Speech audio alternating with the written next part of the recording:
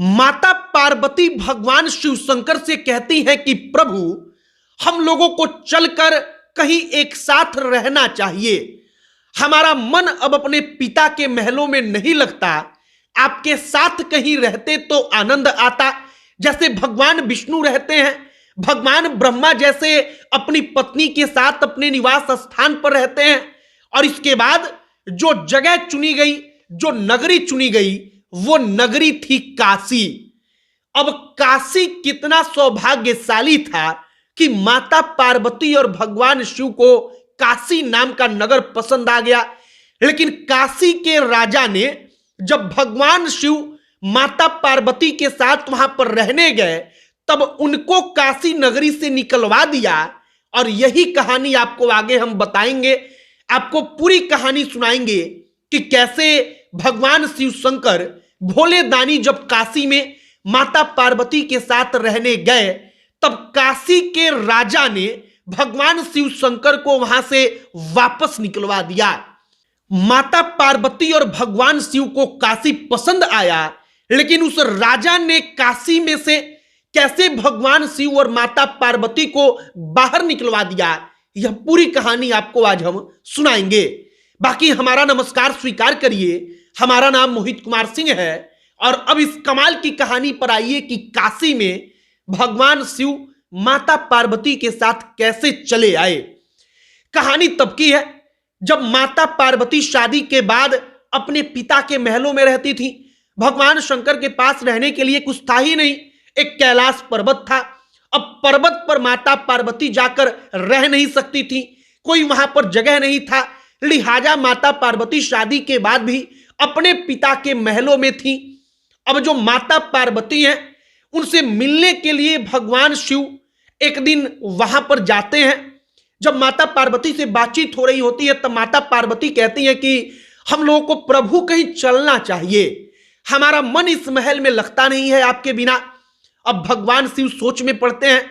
माता पार्वती, कहा जाता है कि उस वक्त पर उन्होंने समझाया कि भगवान विष्णु जहां रहते हैं उसी प्रकार से कहीं हम लोग रहेंगे साथ में। भगवान ब्रह्मा जी जैसे रहते हैं अपनी पत्नी के साथ। अब भगवान शिव को पसंद आया काशी नाम का नगर, माता पार्वती को पसंद आया काशी। अब जो शिवगण थे, वो शिवगण काशी को जाकर भगवान के हिसाब से सजाने लगे। शिवगणों का काम ही यही था कि भगवान शंकर को जो भी प्रिय हो वो किसी भी कीमत पर लाकर उनके चरणों में समर्पित कर दो। अब काशी नगरी को भगवान के हिसाब से शिवगणों ने सजाना शुरू किया। एक शिवगण था, उस शिवगण ने क्या किया तो काशी को निर्मनुष्य कर दिया। वहां के जो मनुष्य थे वो मनुष्य भागने लगे। माता पार्वती भगवान शिव को कोई कष्ट ना हो, इसके लिए वहां से मनुष्यों को शिवगण निकालने लगे। अब काशी के उस वक्त पर राजा थे दिवोदास। अब राजा जो थे दिवोदास ने देखा कि भाई प्रभु यहां पर रहने आ रहे हैं, तो इससे तो उनका राज्य बर्बाद हो रहा है। उस राज्य के जो लोग हैं, जो मनुष्य हैं, उनकी प्रजा है, वो बड़ी परेशान है। उन लोगों को यहां से भागना पड़ रहा है। अब दिवोदास ने भगवान ब्रह्मा का तपस्या शुरू कर दिया। भगवान ब्रह्मा का तपस्या इसलिए शुरू कर दिया क्योंकि दिवोदास के मन में था कि अपने राज्य को बचाने के लिए, अपने प्रजा को बचाने के लिए वो भगवान शिव और माता पार्वती को काशी से निकाल देंगे। अब ब्रह्मा जी का तपस्या जब वो करते हैं तो भगवान को आना पड़ता है। ब्रह्मा जी जब वहां पर आते हैं, तब वो दिवोदास नाम का राजा ब्रह्मा जी से कहता है कि प्रभु, देवलोक तो देवताओं के लिए है ही, पृथ्वी लोक हम मनुष्यों के लिए है, तो पृथ्वी लोक को देवताओं से आप अलग रखिए। अब ब्रह्मा जी से जब वो कहता है कि भगवान शिव को हमारी नगरी से आप बाहर निकालिए, तो ब्रह्मा जी कहते हैं कि ठीक है, हम प्रभु शिव से बातचीत करेंगे। ब्रह्मा जी जाकर शिव शंकर से अनुरोध करते हैं। वो कहते हैं कि प्रभु, यहां का राजा तपस्या करके हमसे वरदान चाहता है, या वो हमसे कहता है कि भगवान शिव को काशी से बाहर कर दीजिए। जब ब्रह्मा जी अनुरोध करते हैं तो भगवान शिव शंकर मना नहीं कर पाते। वो काशी छोड़कर चले जाते हैं पर्वत पर। लेकिन भगवान शिव का मन जो था वो काशी में बस चुका था। भगवान शिव को काशी से प्यार हो चुका था।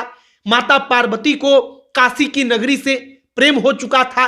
वो गंगा नदी वो काशी का नजारा, वह सब कुछ भगवान की नजरों में बस चुका था। और इसके बाद भगवान विष्णु की कहानी शुरू होती है। भगवान विष्णु को पता चला कि माता पार्वती को काशी पसंद है, लेकिन पार्वती और शिव को काशी के राजा वहां रहने नहीं देते। वो ब्रह्मा जी से तपस्या करके बोलकर उनको निकलवा देते हैं। अब विष्णु भगवान उस राजा के पास जाकर कहते हैं, आदेश देते हैं उस राजा को कि तुम यहां से प्रस्थान कर जाओ, तुम बनारस को छोड़कर चले जाओ। कहां चले जाओ? तो भगवान विष्णु कहते हैं कि तुम तपोवन चले जाओ, तुम वहीं पर जाकर रहो। लेकिन जो काशी नगरी है, इसको भगवान शिव के लिए, माता पार्वती के लिए छोड़ दो। अब जब विष्णु भगवान का आदेश आता है तो वो राजा मना नहीं कर पाता, और मना कर भी नहीं सकता था। वो राजा भगवान विष्णु का आदेश मानकर काशी को छोड़कर तपोवन को प्रस्थान कर जाते हैं। अब भगवान शिव वापस से काशी में आकर माता पार्वती के साथ विराजमान हो जाते हैं। और तब से कहा गया कि भगवान विश्वनाथ काशी में आकर रहने लगे। और भगवान विश्वनाथ अब चूंकि आए, भगवान शिव आए, तो भगवान शिव के साथ उनके सेवा के लिए, सत्कार के लिए तमाम शिवगण भी आए। और इसीलिए काशी में काल भैरव को, जो काल भैरव की पूजा की जाती है, उनको कहा जाता है कि वो कोतवाल है काशी के, क्योंकि भगवान शिव को किसी प्रकार का कोई दिक्कत ना हो, वो तमाम चीजें काशी में व्यवस्थित करते हैं काल भैरव। फिलहाल जो माता पार्वती के साथ भगवान शिव का काशी में आने की पूरी कहानी है, वो काशी में आकर माता पार्वती के साथ विराजमान होते हैं। और विराजमान होने के बाद वहां पर एक कुआं भगवान शंकर अपने त्रिशूल से बनाते हैं, जिस कुआं का नाम होता है ज्ञान वापी।